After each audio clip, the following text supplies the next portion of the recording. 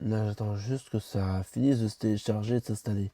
Les journées d'Axel sont rythmées par sa console de jeu et son ordinateur. À 28 ans, il n'a ni diplôme ni travail et vit encore chez ses parents. Autiste Asperger, il a été déscolarisé contre son gré à 12 ans. Depuis, il avance comme il peut. Même s'il ne souffre pas de déficience intellectuelle, il rencontre de nombreuses difficultés au quotidien. Principalement d'ordre social, euh, de compréhension parmi les autres, la façon de percevoir ce que peuvent ressentir les autres, l'empathie. Vous avez une empathie différente? Disons que je suis un petit peu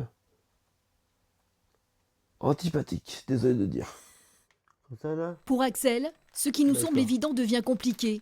Prendre ses médicaments, se doucher, cuisiner.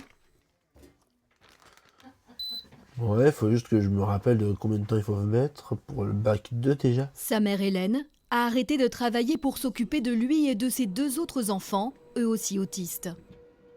Il faut répéter, répéter régulièrement, souvent, et surtout ne pas le stresser, surtout pas l'angoisser. Ils ont des comportements, des tics, des tocs voilà, qui font rire la société, si on peut dire comme ça. Alors qu'en fait, si on les prend dans le vrai sens de leur intellect, c'est des mines d'or. Pour les aider, une dizaine de professionnels se relaient chaque jour. Mais cela ne suffit pas. Axel retient surtout les lacunes du système français. Tout le système de prise en charge des personnes autistes doit être révisé. Nous, adultes autistes, sommes malheureusement et même trop souvent laissés pour compte par les politiques publiques françaises. Laissé pour compte peut-être, mais décidé à se faire entendre. Axel n'aspire qu'à plus d'indépendance, avoir son propre appartement et la vie de tous les hommes de son âge.